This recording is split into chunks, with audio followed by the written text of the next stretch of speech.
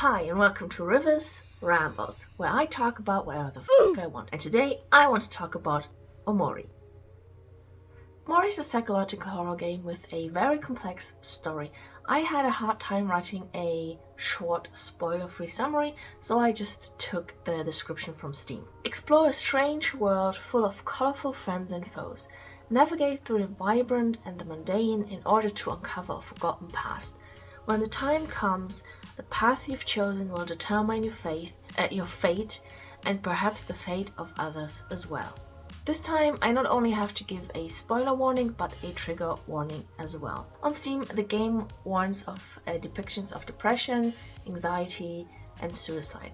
I will also talk a bit about trauma, so if that's not your jam, you're free to tune into my next video. I will talk about some heavy spoilers later in the video, but there will be a spoiler warning, so you don't have to worry about it for now. And if you're only interested in my opinion, you can jump to this part.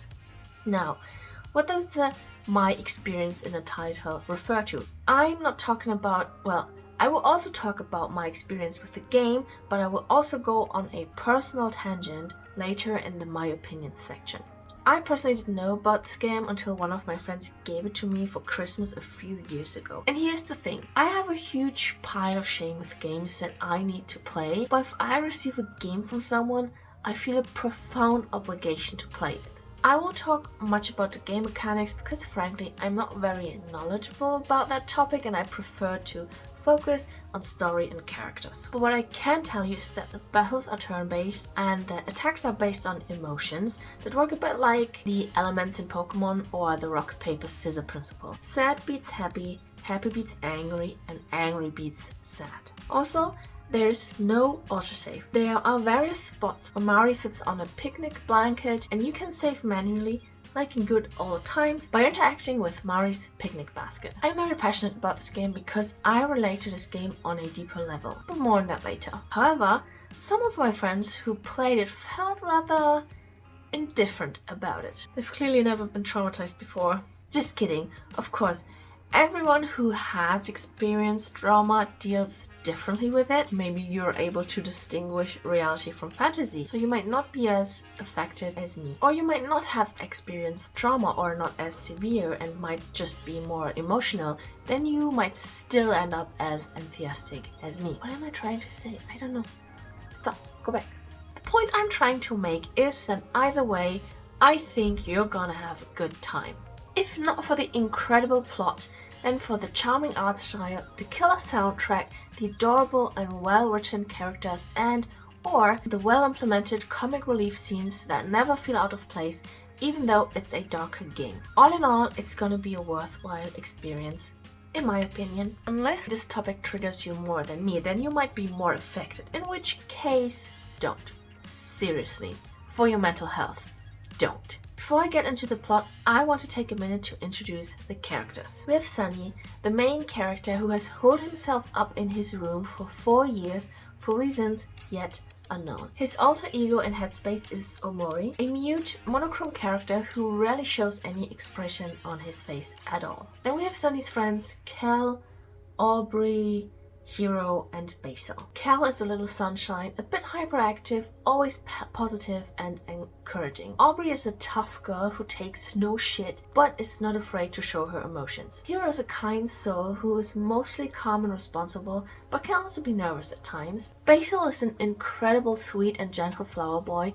However, he can be a pushover sometimes and seems to be anxious most of the time. Last but not least, we have Sunny's sister, Mari.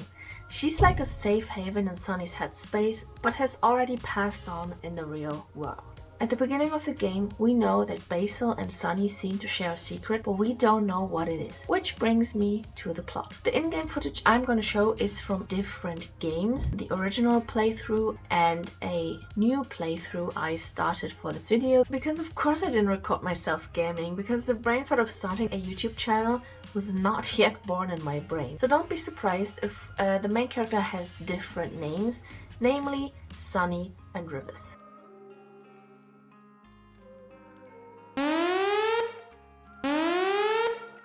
When playing OMORI, we're already off to a strong start. We see two boys in front of a door, Basil and Sunny. Basil is comforting Sunny and telling him that everything is going to be okay. Intriguing. We first find ourselves in white space, which literally is a white space. It is completely empty except for a door, a light bulb, a black cat, a picnic blanket, a sketchbook, a laptop, a box of tissues, and a knife. After finding the knife, we can walk through the door and end up in a room called the neighbor's room, where we meet three of OMORI's friends, Hero, Aubrey, and Kel.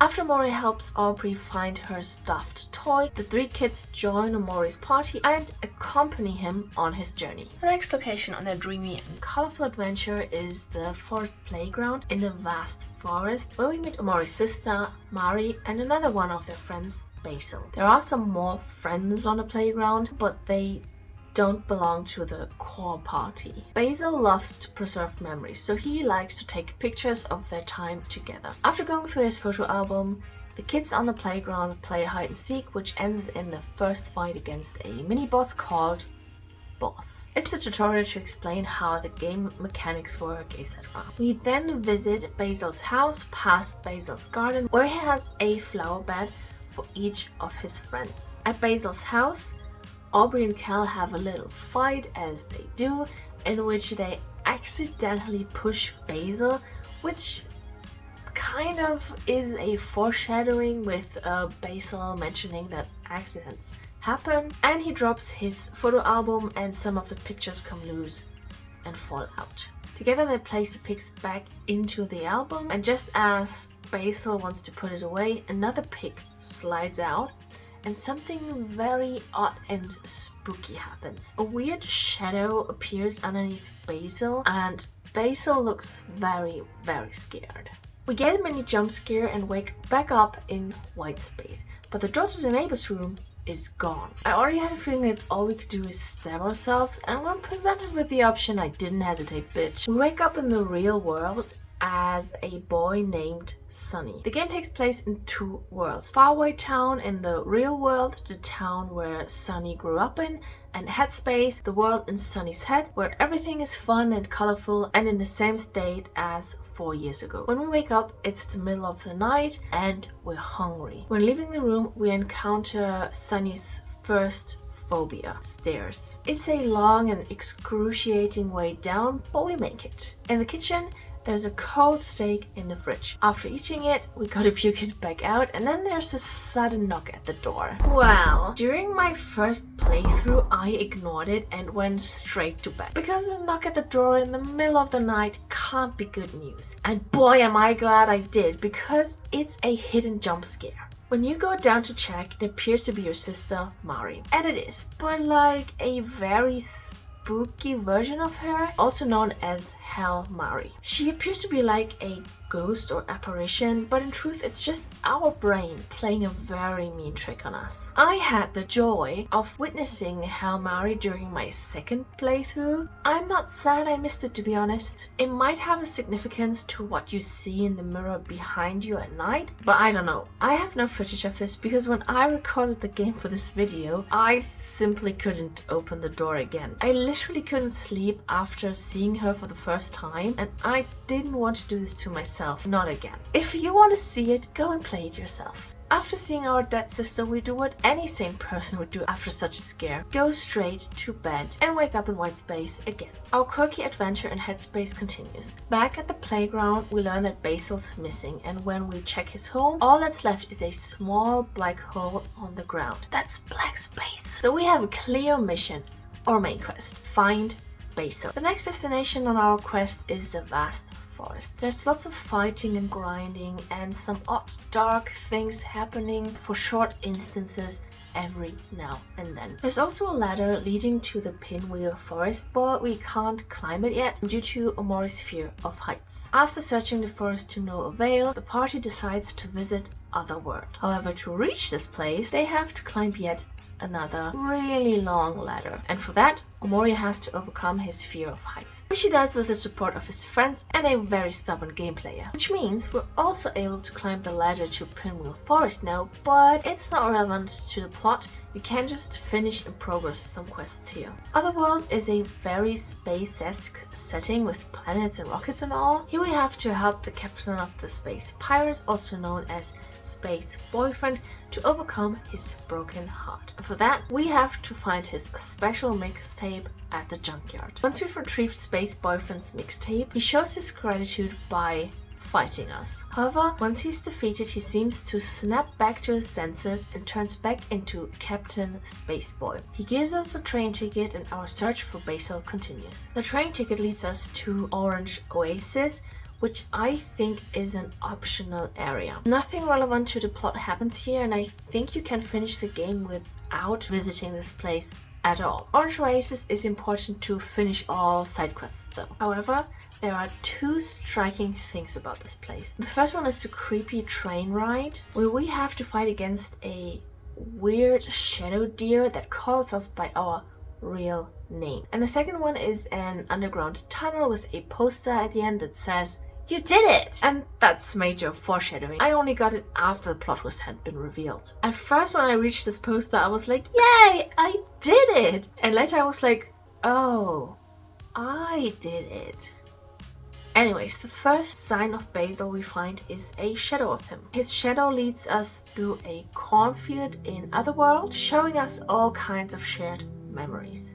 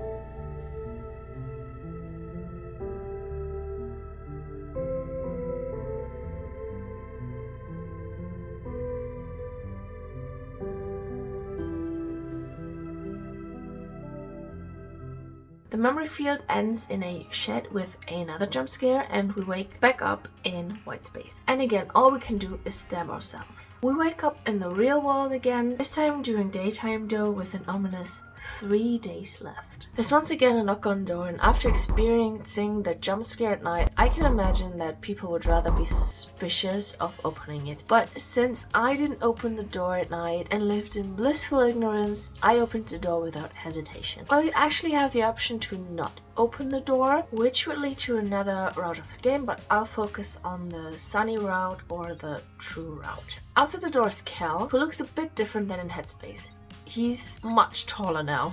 And that's where we learn that Sunny has been locked in his room for 4 years. 4 years have passed since a certain incident which we have no memory of. The reason why Cal came knocking is because we're about to move in 3 days, and Cal wants to hang out with us for old time's sake. After exploring the town for some time, we end up at the local park and witness Basil getting bullied by Aubrey and her new friends. Aubrey also looks quite different. She's grown as well and has pink hair now. She's also completely different from her Headspace version. She's much more hostile and aggressive towards her old friends. Cal can't just stand by and watch Basil getting bullied, so we fight against Aubrey. However, since Sunny has been locked in his room for 4 years, he apparently can't distinguish fantasy from reality and stabs Aubrey like he does the enemies in Headspace with a knife.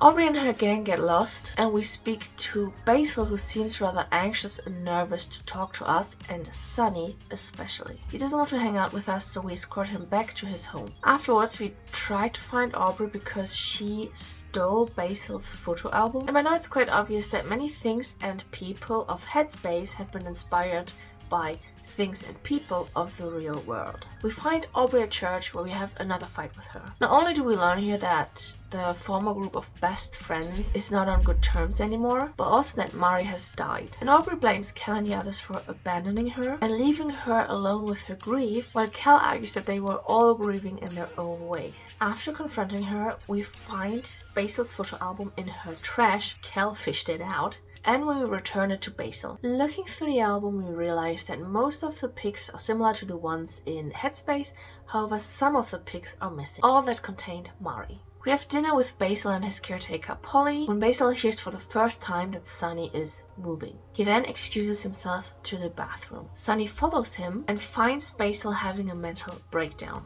It's the first time that we're confronted with something behind us, and when we look in the mirror, we see that's something for real. But we also recognize that something because we've seen it before in Headspace, but we didn't know what exactly it was. We also see the same weird shadow that's been under Headspace Basil back at his house. Scared out of his mind, Sunny leaves despite Basil begging him not to, and refuses to go back into the bathroom. Downstairs, Cal suggests heading home because it's already late, and so we do. When Sunny enters his home, we're confronted with his next phobia: spiders. They're crawling all over the place. There's nothing we can do but flee to our room and go to bed. We wake up in Whitespace and our Headspace adventure continues. As we proceed with our search for Basil, we receive front row tickets to a show featuring Sweetheart. We've heard that name before because she's the ex-girlfriend of Captain Spaceboy. Our next stop is Firefly Forest, and just like Pinwheel Forest, nothing plot relevant happens here, except that we overcome our fear of spiders. Apart from that, Firefly Forest only serves as a path to Sweetheart's castle in Sproutmole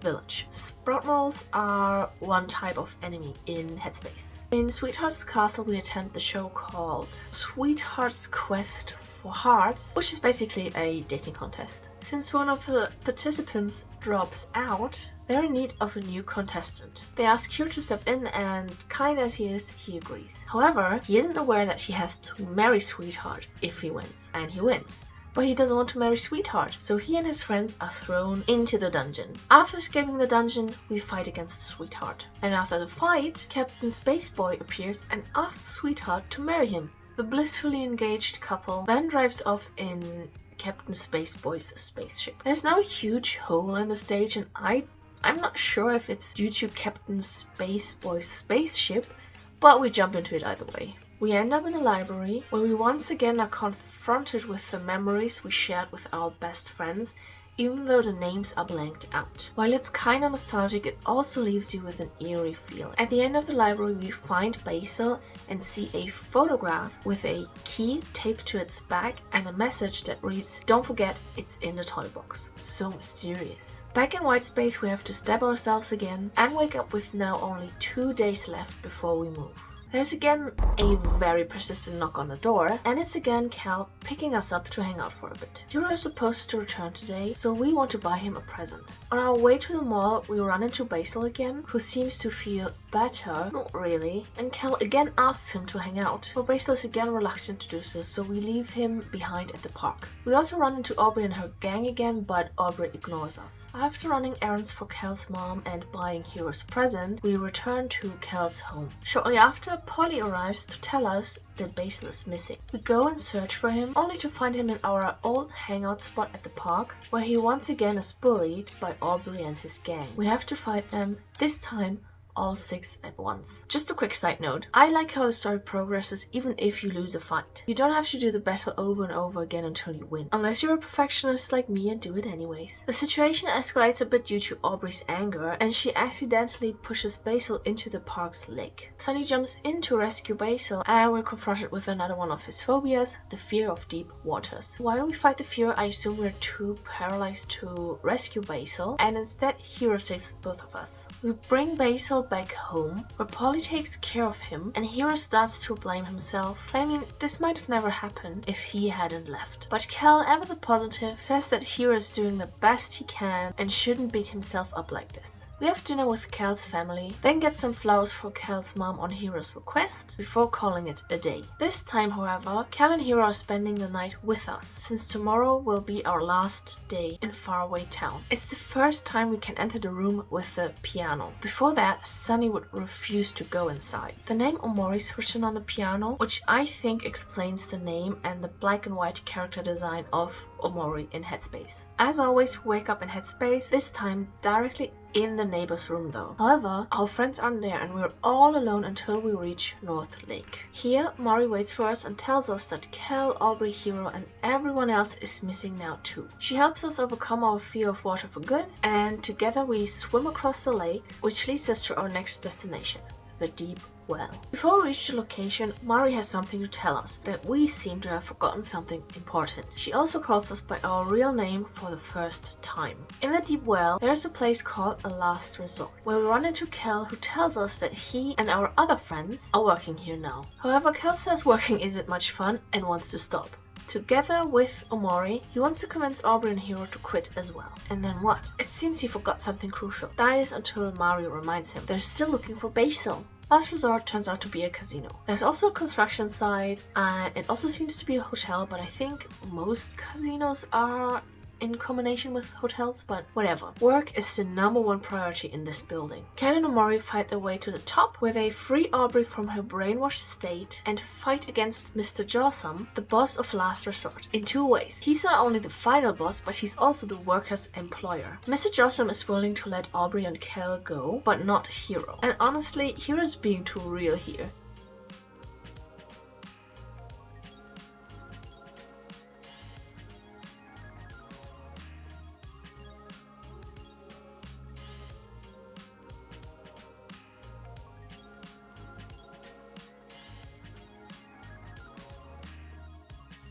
We've all been there. To free Hero as well, we have to win against Mr. Jawsome to make him revoke the contract. What I said earlier about how I like that the story progresses even if you lose a fight, that is only true in the real world, by the way. Now that everyone is free of Mr. Jawsome again, the party runs into Sweetheart on the underwater highway. She and Captain Spaceboy got married the day before, but they're already separated again. She's still looking for the perfect partner, but has given up hope to find it in someone else. Instead, she wants to create one herself. This is very clearly insane, so the others try to stop her. To do so, they follow her on the underwater highway all the way into a whale called Humphrey. Yes, into. Don't question it, just play the game. Inside Humphrey, we witness 3 sea witches, or followers of science to be precise, creating different suitors for Sweetheart, but she's not happy with either of them and runs off without paying. This area also contains one of the most nerve-wracking chasing scenes in the entire game, where you can't fight against a foe, and if he catches you, it's an insta-kill. I hate these kinds of gameplay. The 3 witches catch and surround Sweetheart to confront her and demand the money, but Sweetheart is quick to escape. Since Sweetheart is gone, the witches want to make the children pay, because Humphrey's hungry and they need clams, which is their headspace currency, to feed him. To escape their clutches, we have to fight them. After defeating them, Humphrey eats them, but he's not satisfied yet. He's still very hungry and wants to eat us. Or well, he does eat us, and we have to fight our way back outside. When Humphrey is defeated, we find us in a river-like water lane where an ominous voice, seemingly coming from nowhere, talks to us. It says we've come to seek the truth again, and claims no matter how different our adventures are or how often we repeat the cycle, the truth will always be the same. And the only ones who know the truth are Basil and Mari, but Mari has taken the truth to her grave. So our last option to learn the truth is Basil. And one thing that I haven't mentioned yet is that during the game you have to collect keys, which is a good play on words, because you collect keyboard keys that turn into literal keys later. And you have to collect those keys for a game of Hangman. The final phrase after all the keys are collected reads, "Welcome to Black Space." Once all keys are collected, the hole in Basil's home grows bigger. We have to return and jump into it, and inside the hole a black space awaits us, together with 26 doors. Really 26? Or am I talking out of my ass? I don't know.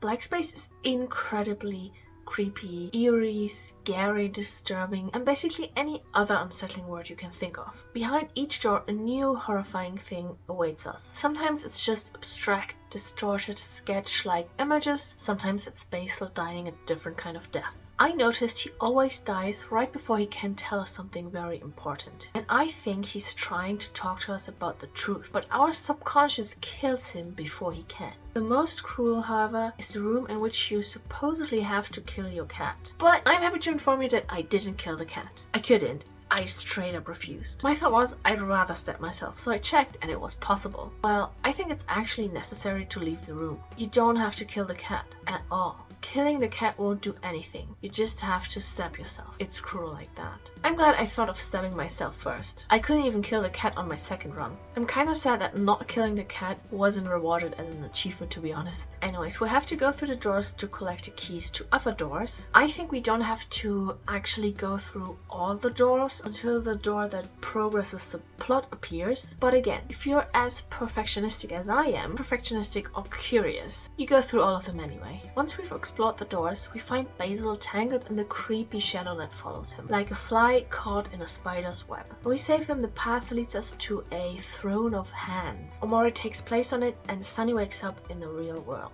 It's Sunny's last day in faraway town. Now for the next part, I don't have any footage, cause I'm a daredevil, a rowdy, a delinquent, if you will. No matter how many slots there are, I usually only play with one save. But this time I had luckily used all of the slots. I think there are 6 in total, which saved me some time because there were a few chunks of game I didn't have to play. However, all but one of them are in the hikikomori/omori route, so I won't be able to show any gameplay for one day left. Sorry! Maybe I'll find some screenshots. We have breakfast with Cal and Hero, and shortly after we learn that Aubrey refuses to leave her home. We visit Aubrey to check up on her and find the missing pics of Mari hanging on her wall. We put them back in Basil's photo album, they reminisce about the past for a while, and the party's back together. Aubrey wants to apologize to Basil, but he's not home right now, so the friends decide to spend some time at Sunny's home for old time's sake. They walk out in the backyard, which Sunny avoided up to this point, and check out the old treehouse. In the treehouse, Sunny finds the pig we had a vague memory of. It's also the final pig missing in Basil's photo album. Once they're done hanging out, they go visit Basil again and learn from Polly that his grandmother died. They try talking to him, but he doesn't reply, so they decide to stay the night at his place until he's ready to talk. We wake up in Headspace one last time, but this time as Sunny. We meet Omori in Whitespace, but the only thing we can interact with is the black light bulb, which has been hanging there from the beginning. After breaking that light bulb, we're confronted with something and our phobias once more. And the more we calm down and persist, the closer we come to the truth. First, all we see is a white,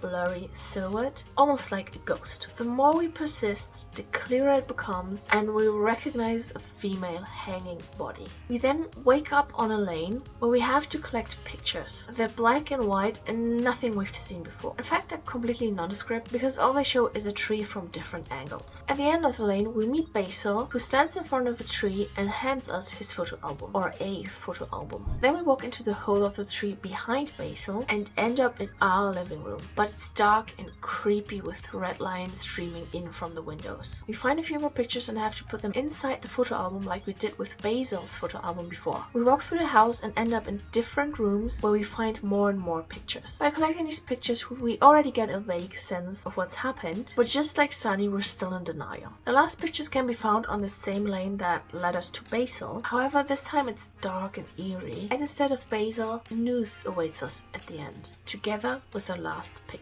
Once we've collected the last picture, we see them all in chronological order and learn what really happened. Sunny accidentally pushed Mari down the stairs, she broke her neck and died. Basil came into Sunny's home while the siblings were fighting and witnessed it all. While Sunny hopes that Mari's just unconscious, it's painfully obvious that she's already dead, and Basil comes up with a plan to make it look like suicide by hanging her dead body from the tree in Sunny's backyard. After the awful truth is revealed, we get another jump scare and Sunny wakes up. We then can finally talk to Basil, but we have to fight against him because we're both traumatized. Now, there are different ways this can end, but I'm focusing on the good end for now. The fight ends after he stabs one of our eyes with the garden shears, and I'm pretty sure we hurt him pretty badly as well, because we both end up in the hospital. While we're unconscious, we wake up in a dream version of faraway town and finally open that toy box. In the toy box we find the violin that we've broken during our fight with Mori. After leaving our house we end up on a literal memory lane where we relive all the memories we've only seen in pictures or read in books. With each memory the violin mends itself a little more until it's completely fixed again. At the end of the memory lane we enter a stage and Hero, Aubrey and Cal are there too to encourage us. We play a song which ends in a mental breakdown of Sunny.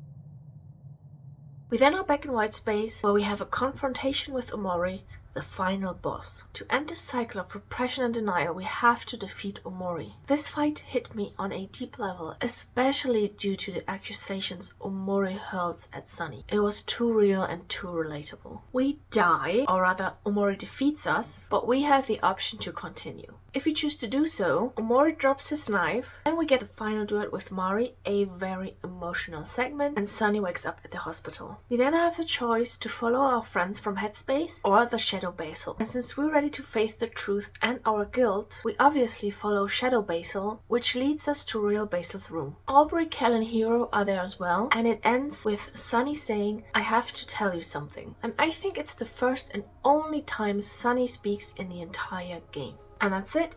That's the end. At least that's one of the endings. I will now quickly go over the other endings as well. First, there's a secret ending where after the credits, Basil wakes up at the hospital and his shadow disappears. Something behind us disappears as well. Then we have the bad ending. If we don't choose to continue, we drop our violin and walk up to the hospital's roof to commit suicide. There are also two other endings that are considered neutral, even though Basil dies in both of them. We don't talk to Basil when we stay the night at his place and instead go back to sleep. When we wake up again, Basil's committed suicide. All we can do after deciding to look at Basil's dead body or not is go back home and back to sleep. The first option is going to bed without a knife. After waking up once more, we move with something following us. The second option is to pick up the knife before going to bed and commit suicide. Then there's the Hikikomori route. We refuse Cal on the first day and go back to bed. We only experience the Headspace adventure, and during the days we finish some chores indoors. Sunny won't go out from this point on, even if you try to leave the house. Instead of fighting Basil in the real world, we fight against Shadow Basil. We don't reach the Throne of Hands, Mori takes over completely, and we never learn the truth. Instead, Basil is back or found in Headspace and hangs out with Mari on the picnic blankets throughout Headspace. What's different from the normal route is we have two additional areas in Headspace, Snow Globe Mountain and the Abyss, with which we can finish the Faux Facts book. After finishing this route, you can visit Black Space 2, which I didn't yet. Depending on the ending, you have different title screens. Either Sunny when you face the truth, or Mori when you didn't and he takes over, or empty after committing suicide. There are lots of fun moments, enemies and Easter eggs not mentioned because, as I said before, I focused on the plot. And I still want you guys to have some nice surprises when you play it yourself. Before I go off on my personal tangent, I want to talk a bit more about the game. I love everything about the game. As I mentioned before, I am a great fan of the plot with its several routes and endings. To be honest, my first playthrough took me about a year with long breaks in between the gaming sessions because I didn't have much time to play. What kept me going was Basil's secret, because I thought he did something to Sunny, because he kept asking for forgiveness. But the plot twist was much more twisted than expected. It completely blew me away, and after my first run through, I learned there are several endings, so of course I had to play it again. This time, I finished within 3 days, and then I played it at least 2 or 3 more times to reach all the endings and acquire all the achievements, which I rarely do, to be honest, because I have no patience. I also like that we don't know how his friends react to the truth in the end. The drawings are incredibly lovely and all hand drawn if I remember correctly. The fact that when a member of the party dies, they turn to a literal toast completely cracked me up. I love it so much. Even though the game can be brutal at times, this is a really child-friendly way to show that someone's dead, which makes sense in Headspace where everything is kept childlike. At first, I thought the others, namely Mari, Kel, Aubrey and Hero, were siblings because they were all drawn in that blue ink, and Aubrey and Kel were bickering like siblings. It took me a minute to realize that they were not, in fact, related to each other, even though I think it's mentioned quite early on, but I guess I missed it because I don't always have the focus to read all of the dialogue, especially during my first run-throughs. Then we have the top-notch musical score. Literally every song slaps in my opinion, but my absolute favorite track is Omori. The first note always hits me right in the heart and turns me into a sobbing mess every single time. I also like the depiction of mental illness and trauma and how to overcome it. However, while it's good, it's not perfect. In the game, Omori/Sunny overcomes his fears with his friends, which is an important message. It is important to accept help, but it doesn't replace proper therapy. And apart from his fears, there's still some major trauma he has to process. But it's not something that I hold against the game, because we have to remember, it's still a game about a fictional character in a fictional world. Unfortunately, I won't be able to offer a deep dive analysis of this game, but there are many good videos with more in-depth interpretations, etc. that I can highly recommend looking into. I might put some examples somewhere, either here on screen or in the description below, but yeah, if you've experienced something similar and any of the earlier mentioned topics, suicide, anxiety, depression and trauma, trigger you, then I actually cannot recommend playing this game, to be honest, unless you're absolutely certain you can take it. Please check it out with caution. The main reason I want to talk about this game is because I think it's a really good portrayal of people who struggle with mental illness. At least it strongly resonated with me and I could relate on many levels. This game struck a chord with me because I've experienced the kind of trauma that gets buried deep inside you and know exactly what it feels like to have these repressed memories forcefully resurface. Now it's gonna get deep and you guys are free to skip this part if you think it's too cringe or oversharing. But don't worry, I won't go into any details. And why am I bringing it up at all? Because I want you to know that I'm not talking out of my ass when I say it's a good depiction of mental illness. And I've been battling with myself for a long time if I should mention it at all, but I think it's important to talk about this stuff. Just a little disclaimer up front, I'm not an expert, I don't have a degree in psychology or anything in that area, I'm just talking from my own experience. To get it out of the way, I did not kill someone, neither by accident nor on purpose, okay? Okay. What I'm going to do is describe the feeling of having these repressed memories resurface. I'll give you 2 more seconds to skip. Just jump to this part. Alright, here we go. First, your brain shoves those memories into the deepest, darkest corner of your mind, as if they're hidden in a box beneath a thick, heavy curtain that won't sway no matter how hard the wind blows. Unlike Sunny, however, my subconscious, aka Basil, did not try to lead me to the truth. It was something I saw that triggered me. It seemed so familiar, so I wanted to try and find out what it is, and kept digging in my mind, but I dug too deep. I accidentally tore down the curtain and it felt like an incredibly strong band-aid was ripped off my heart and took a huge chunk of meat with it. It's not gentle and it's not easy. It's almost like reliving the experienced trauma again. And all you wish is for those memories to be buried deep inside you again. Forget it ever happened and live in blissful ignorance. It appears Sunny was able to do that because the voice said he repeated the cycle many times before. But for me, the memories, once uncovered, stayed with me. Unfortunately, to this day, I am still missing some of my good and probably also bad memories from that time. And when people tell me that we did this and that, all I can do is shrug because I don't know. I don't remember.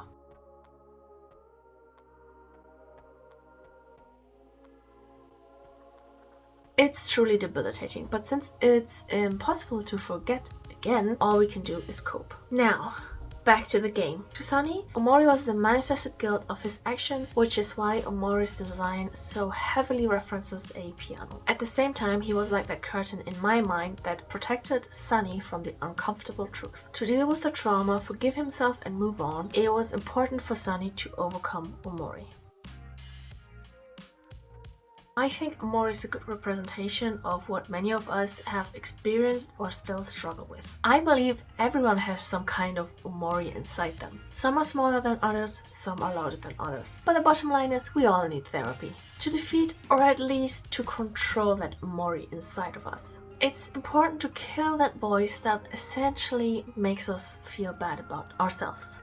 Okay, I hope that didn't scare you off. If you've already played the game, then let me know what your thoughts on it are in the comments below. If listening to random people talking about random stuff on the internet appeals to you, leave a like and subscribe. And if you have any topics you'd like to hear me ramble about, leave your suggestions in the comments below. Thanks so much for watching and have a wonderful rest of your day.